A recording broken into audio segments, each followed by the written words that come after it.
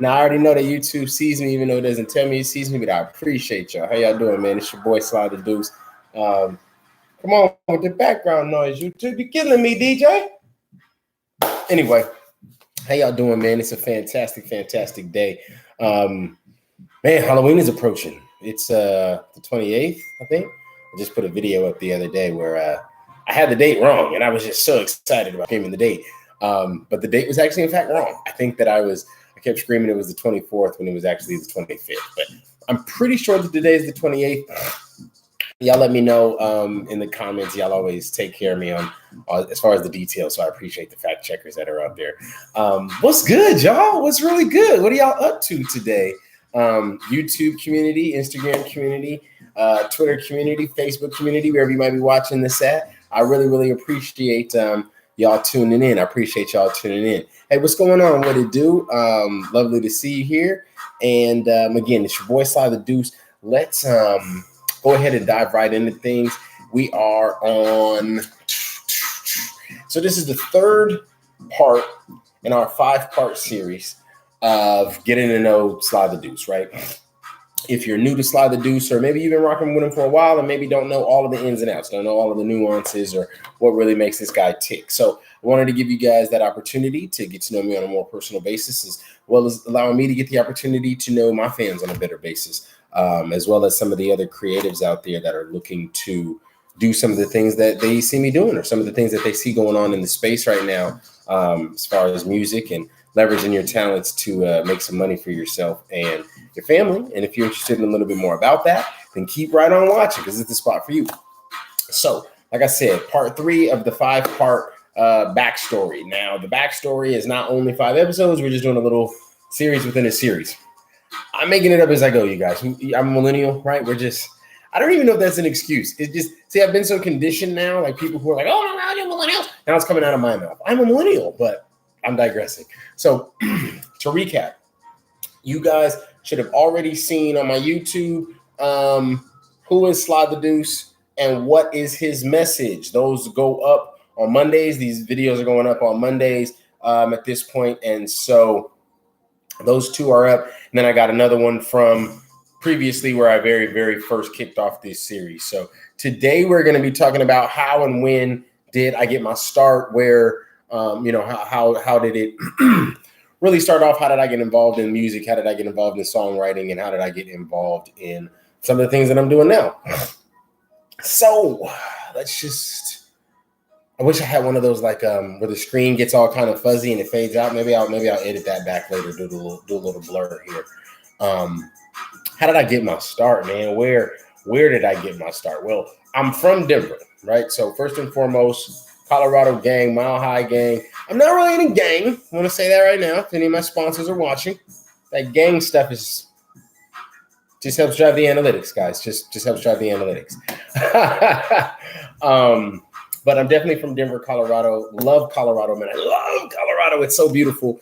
It's like living in a postcard. It's absolutely like living in a postcard. So that's part of where I'm from. I'm from a big, beautiful, expansive space where people travel a lot, people rock climb, people whitewater raft, people camp, people fish. It's definitely a space where imagination and nature come together. So that was definitely where I was incubated and where the seed was started for me. As far as making music, I really think I started rhyming as a defense mechanism, if I'm being 100. I was fat, I had asthma, still have glasses. So let's say the kids weren't exactly all running up to be nice to me. I was definitely the testing ground for some of the better jokes that the playground had to offer. But I'm still here. It's all good. But at the time, right, it kind of got to me. So at first I used to just sort of like be smart-mouthed or be like quick-witted, right? Quick to say something back. People would joke on you. You had to be quick to respond.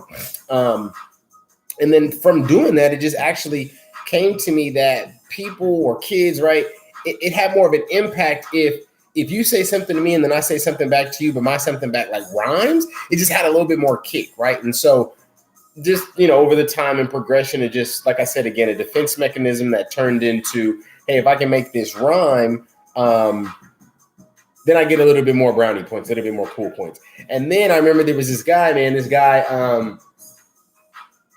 guy Donnie was his name, and he went to school with me back in, man, I might have been in like the 8th grade at this point. And this dude would like rap at lunchtime. Donnie, I know, is one of my Facebook friends. I don't know if he's on Instagram or on YouTube, but either way, he'll probably see this video at some point. But Donnie used to like rap at lunch, and that was just so dope to me. Like, y'all remember when they used to make the beats on the table? And what's up, y'all? What's up? They used to make the beats on the table, and y'all would get to just freestyling at the table and stuff like that. Man, Donnie was sick. Donnie was nice with it. And so I always just looked up to him. And I had always come from, like I said, I had already had the ability to just be quick-witted or to be defensive. And so being able to take that defensive nature or that let me say something to you before you say something to me that a lot of young people develop when they get bullied, right? That mixed with this now interaction with these guys that are rapping on a regular basis naturally turned into like battle rap. So I originally started doing like, battle style rhymes, right? Like, you don't want to see me and blah, blah, blah. Like I said, rapping at the lunch table or trying to get credibility on the, not necessarily on the playground, but on the basketball court or out wherever we were at. They said this big, like field. It was a field, but we treated it like a track. You know what I'm saying? When you got to make do when you from where I'm from. So we made do. I do remember that one of the most impactful moments of my youth was I was 14, and me and my boy Trezvon, who again is one of my Facebook friends. I know that. I don't know if he subscribes like you do to my YouTube page. I don't know if he's following me like you are on my Instagram page. But shout out to Trezvon if he is watching. He's actually the one that gave me the name Sly Deuce. I don't know if I could even do this video without telling y'all that, how I got my name, right? So I think I might have told y'all this in the beginning in the first episode of Who Was Sly Tha Deuce, but my dad's name is Sylvester. My name is Sylvester, but I didn't like to be called Little Sylvester, so I wanted to be called, like Sylvester II, or like, the rendition of the Second Coming. So that's where like Sly Tha Deuce came from in concept. But the name, because I was actually going by Lil Sly at the very beginning, which is interesting because that's exactly what I was trying to break free from. My rap name was Lil Sly because everybody just called me Little Sylvester. And I was like, I really don't even like that. And I really can't stand the psychological operation that is calling every rapper little and baby and boy, but I don't even want to get in all that. So anyway, I wanted to have my own freestanding name, something that I could rock with, something that I was, anyway. My name used to be Lil Sly, and then he actually gave me Sly Tha Deuce. Now, like I said, his name is Trezvon, Tre, first 3 letters, Trey. Super into Jordan, super into Kobe, super into basketball, obviously, right? So he was Trey, and this is how we were doing it at the time. We were kids, right? He was Trey, I was Deuce, and then together we were 23, right? So it was like this thing to Jordan, we're fly, we're blah blah blah blah blah blah blah. So he gave me the name, Sly Deuce, and so then I took that and kind of morphed it into Sly Tha Deuce, which is my name, and all of that. So that was a really super cool bit of the story, and I'm glad I didn't forget that. But the reason I kicked all that off was when I was 14, my boy Trezvon and I actually performed for the mayor of Denver, and that was the first time I had ever performed. I think it was the first time I ever performed because we did like a talent show or something like that together. I know he and I did, but I think that was after, because I remember the first time I ever performed was at like a upscale, like private event type thing. It was at Metro, which is a university out there in Denver. I think it's the Road Runners. Shout out to y'all. And the mayor was there, and some other, city officials. And it was like, it wasn't like no concert. It wasn't like drinking and all of that kind of stuff. It was like a legit nice affair. And we performed. It was the first time I had ever performed. And so that was my vision always. It's always been my vision of like performing, like private parties, upscale type deals. You know what I mean? Like I don't have an issue doing concerts, but they're not my home. They're not my birthplace of performance. I really love those like private high value, big ticket type shows. And that's how I've decided to use my money. Sorry, and my music is what I meant to say, but to really position myself to be in a little bit different lane, right? There's so many different lanes you can go down with this music that you don't have to just funnel right into the, man, I'm trying to do shows. Or if you're trying to do shows, they don't have to be always up at the local club, right? There's so many different ways you can perform. There's so many different ways you can get your music out. And that was super important to me, probably because of, like I said, how I got my start. So started at 14, writing my own rhymes, performing and stuff like that. I didn't do it regularly. It wasn't like since I was 14, I've been doing it. That just happened at 14.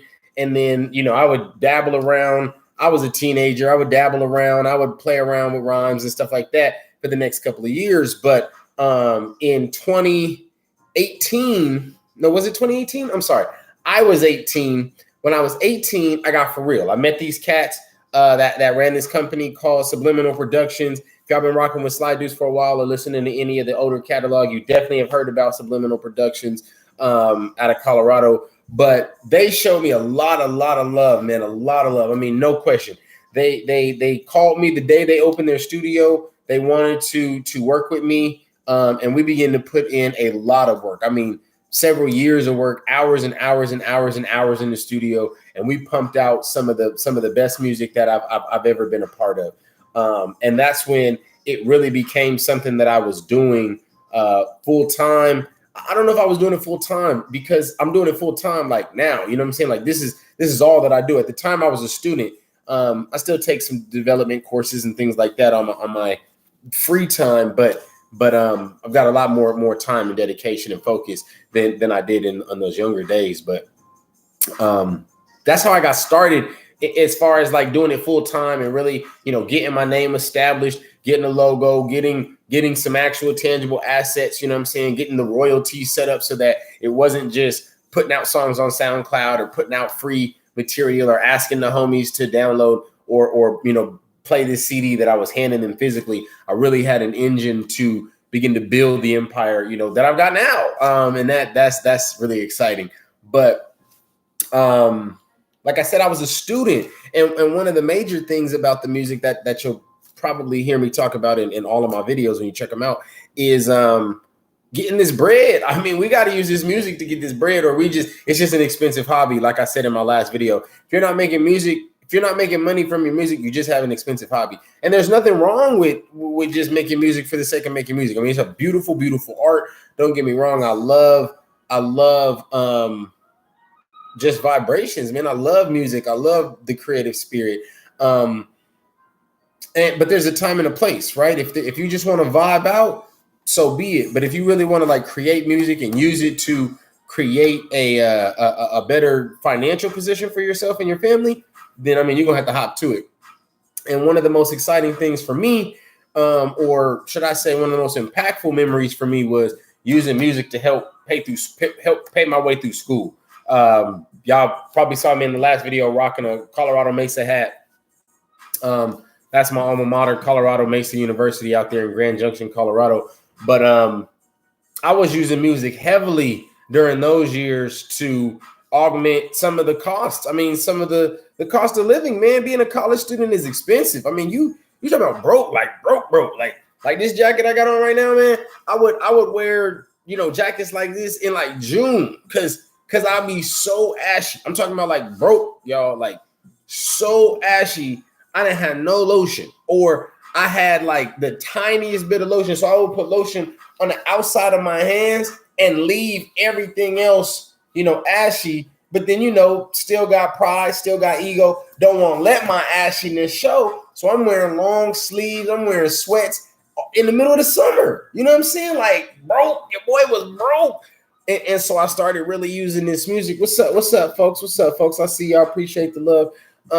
So I was broke, but I was using this music, man. Like I gotta get it, and we don't have to make $100,000 tomorrow, man. But if I can keep the lights on, if I can pay the rent this month, winning. If I can eat, winning. If I can get some gas money just to get back down the mountain to see my family again for the holidays, winning. And so that's the perspective that I took, man. Like, and it's just so interesting because when your back is against the wall, you really learn like what you made of. I mean, we done had to hustle. Like, we done had to hustle. I didn't really have to do some things for this bread, like for real. And the ability to use music, like, it's a far better option than some of the alternatives. You know what I'm saying? Like,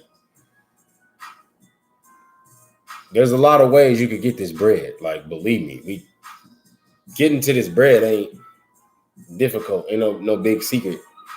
Like I said, especially where where I'm from, like, and I'm sure wherever you from, they getting money. Like, again, that's not no secret.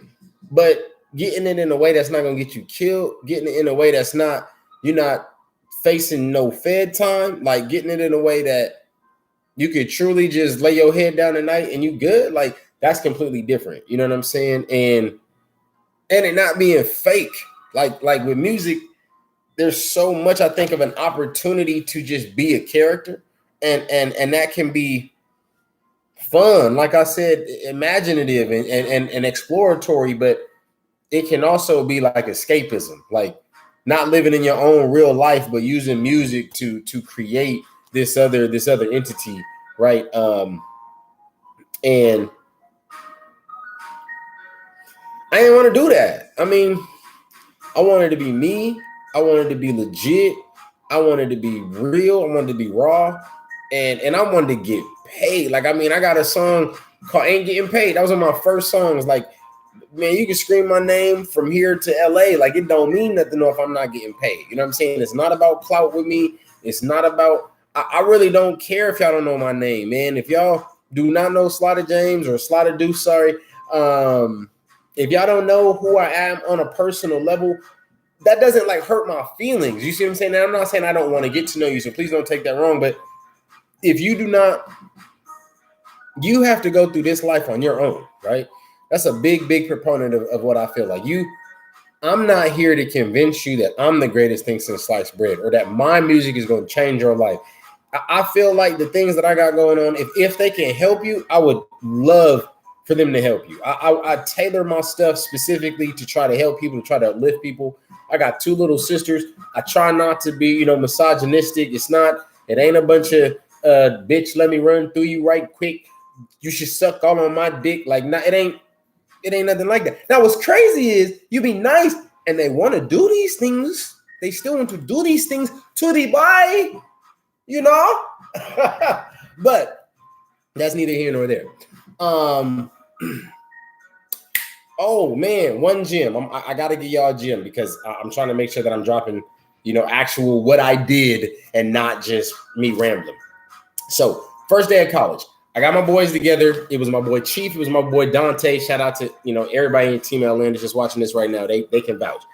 What I did was the first day of school, I skipped class and I stood outside the lunchroom. Now in college, the lunchroom pretty much operates all day because there's so many different schedules, or the mess hall, right? Not lunchroom. It's the I said mess hall, like military. But anyway, the room where people eat, the big giant room where people eat.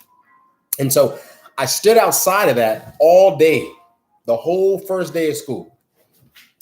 And I just introduced myself to people. I said, hi, my name is Sly Tha Deuce. Hi, my name is Sly Tha Deuce. Hey, and then I would say like, hi, my name is Sly Tha Deuce. And people would act like they didn't hear me. I would be like, oh, wow, that's so amazing. Like, I love the fact that our school, accepts blind and deaf students. You know what I'm saying? And then people might turn around and be like, what'd you say, bro? I'm like, nah, I'm just messing with you, dog. I'm Sly Tha Deuce. Because for me, it was just about that interaction. It was just about breaking through that wall, right? We're all new. We all don't know what's going on. And some of us might, right? Like, you'd be surprised how many people really get attached to like Grand Junction, Colorado and start thinking they're running things. But that's a whole nother topic. Anyway, stood outside the lunchroom, introduced myself to everybody. And, I just said stuff like, hey, man, you might not know me yet, but I promise that you will. My name is Sly Tha Deuce. I just wanted to say, hey, hope you're having a great day. Nothing long, nothing drawn out. Just introduce myself to every single human being that I could, like, reach out and shake hands with. And what that did was it just created a certain buzz around my name from the beginning. Like, one, it put pressure on me to now do something. I had spent all this time, I had invested all this time, you know, I could have been embarrassed. I wasn't, but I'm saying I could have been. And I used that to my advantage. Like, all right, I've now put myself in this position where if somebody, you know, hears about me later, they're going to be like, man, why do I know that name? I've heard that name before. I can't quite place it, but I feel like I've heard that name before.